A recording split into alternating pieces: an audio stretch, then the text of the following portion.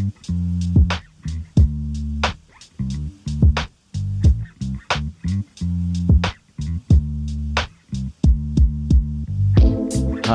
and welcome to the Men on the Path to Love podcast, the Rejected and Resentful, Navigating Sexual Disconnection in Relationship episode. I'm Bill Simpson, your host. I coach men who want to stop suffering in relationship and who want a deeper sense of love and connection. I coach him how to do it and how to be the best version of himself, and for his current or future relationship, to live the life he loves. So, sex and relationship can be complicated, man. I mean, it's a big part of most relationships, right? It's what separates us from being friends. Although, of course, there's the whole friends with benefits thing. But for the most part, sex plays a major role in committed relationships.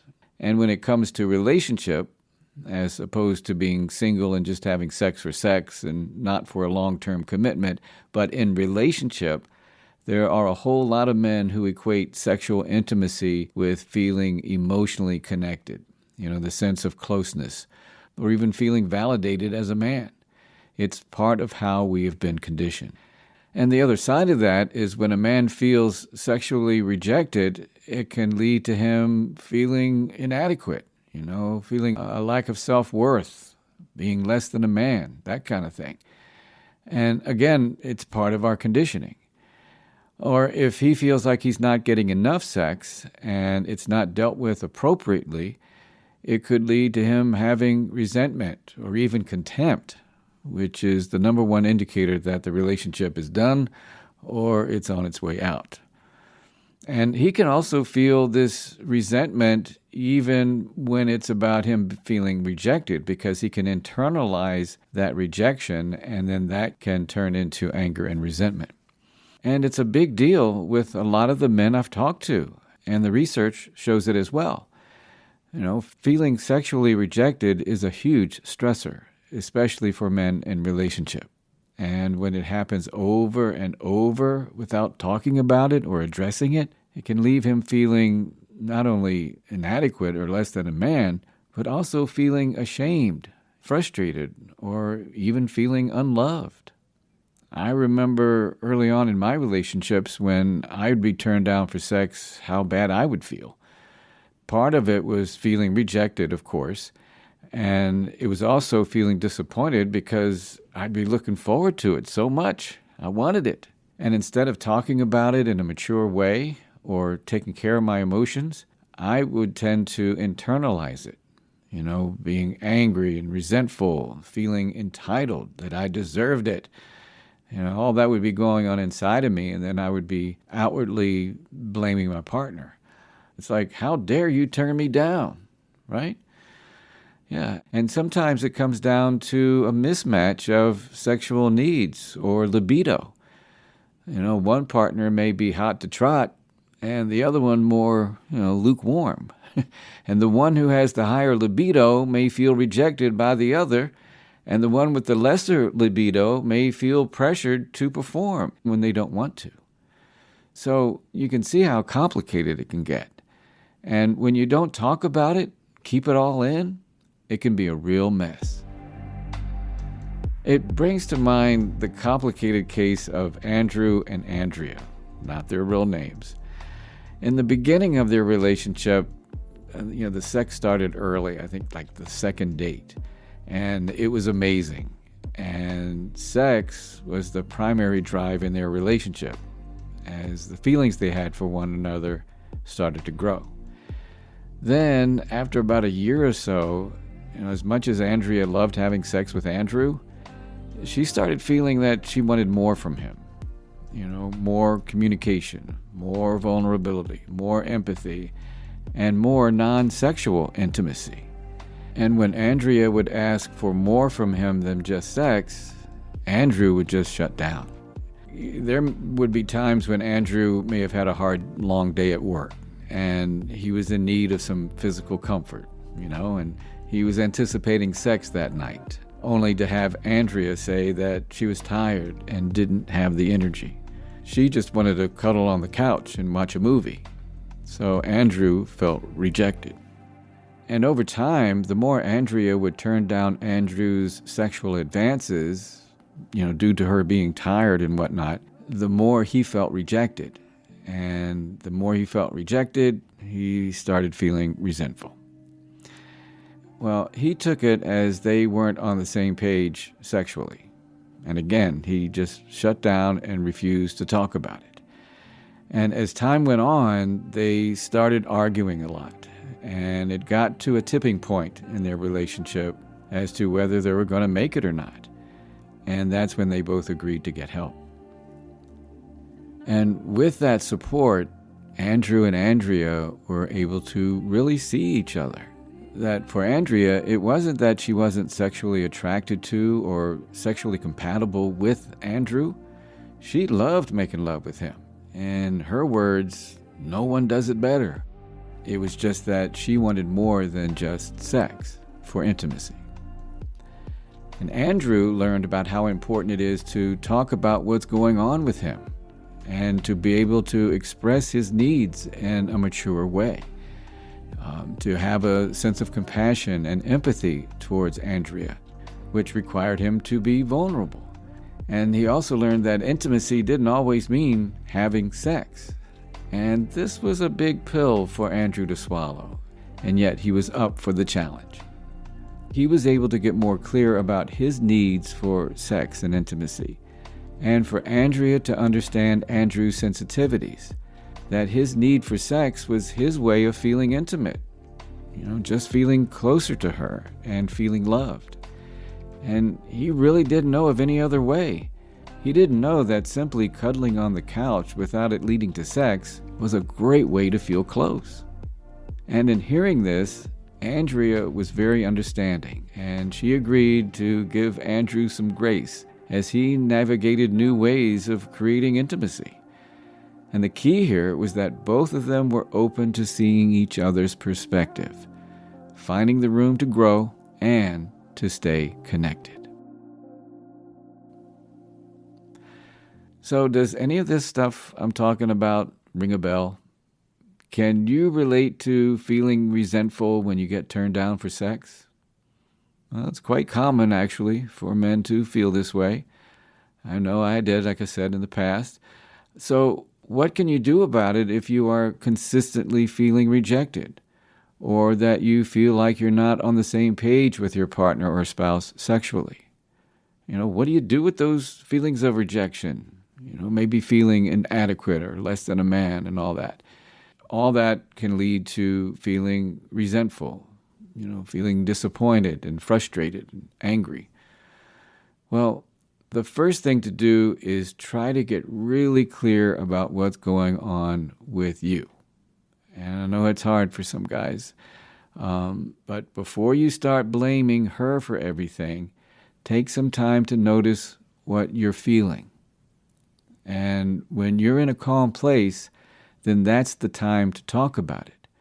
If you're all caught up in your resentment and your anger and your frustration and it all comes out sideways, that's not going to help. So get in a calm place, talk about it, because communication here, especially with sex, it's so important. Because when you stuff it, it only makes matters worse, right? And if talking about sex is difficult for you, I get it, man. I mean, you're not alone. It's just one of those things in our society and our culture that's hard to talk about for whatever reason. And one of the ways to get over that is to lead the conversation with the fact that it's hard to talk about. And chances are it's hard for her too. So be honest and say, this is really hard for me to talk about, and yet I feel it's important to have a conversation about sex. And remember to use I statements. I say this a lot because especially when you're talking about a topic that is as sensitive as sex, using I statements takes away the blame. Instead of saying, you always blah, blah, blah, blah, blah, or you never blah, blah, blah, blah, blah, say something like, I feel really disconnected when we don't have sex. Then you can add a need in there, like, and I need to talk about it. And I need to talk about how we can feel more connected or intimate or something like that.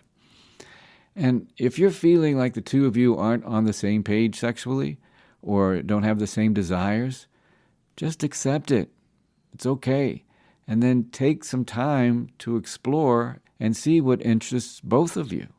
Make it a collaborative effort, which can be a lot of fun once you get into it. But the main thing is it's got to work for both of you. And if you need help, there are therapists and coaches that specialize in this kind of thing. And it can be well worth the time and money.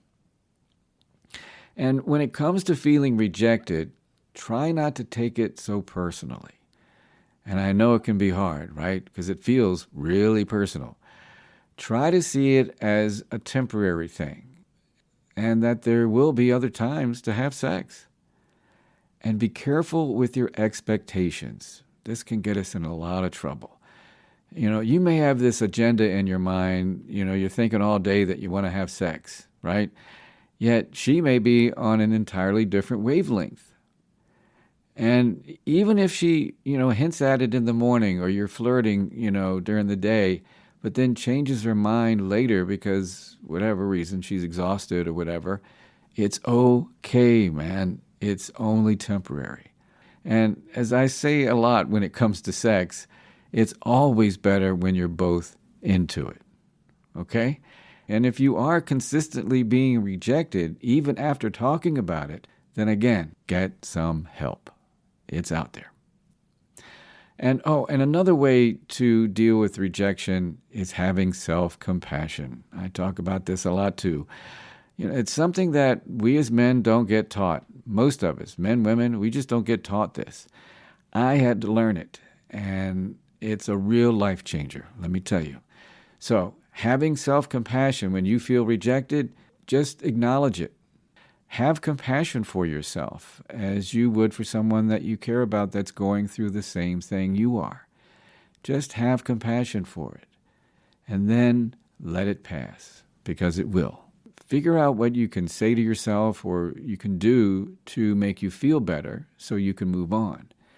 And this will help to dissolve any resentment or anger that may come up for you because you're having compassion for how much it sucks when you feel rejected, yet you keep on keeping on. And I'll say it one more time. If you need help with any of this, please reach out. There's plenty of help out here. Go for it. Stop suffering. Life is way too short, man. Okay, so here's a quote I found for you that puts it in perspective. It's from the author of the book, The Sex-Starved Marriage, Michelle Weiner Davis. She says, quote, "Men who feel sexually rejected often withdraw, but this only deepens the divide. Instead, reaching out with empathy and expressing their needs without blame is the bridge to understanding." Unquote. I am loving that.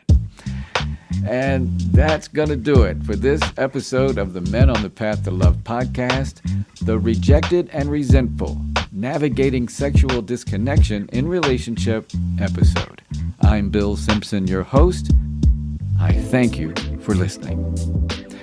All right, now, coming up on the next episode of the Men on the Path to Love podcast, do you ever feel like you're being labeled as the problem in relationship? That in every argument, it's your fault? Yeah, I know personally how that goes. I'll be sharing Benji's story. He was labeled the problem in his relationship. You'll hear what he did about it to be the solution to the problem. Please join me for the How to Stop Being Labeled the Problem in Relationship episode. And if there's something on your mind about your relationship you need help with, or you have a topic you'd like for me to cover on this podcast, then by all means, let me know. I want to hear from you. It's as simple as sending me an email to bill@menonthepathtolove.com. Or just go to my website, menonthepathtolove.com. You can email me from there. You can set up a free coaching session with me. And you can download my free video, 5 Ways to Get the Recognition You Deserve in Relationship. Just go to menonthepathtolove.com. And just to let you know, I have a goal that I'm working on, and that is to share as much love as I can all over the world. And you can help me with this by sharing the link to this podcast and share the love. And until next time, keep your heart open and stay on the path to love.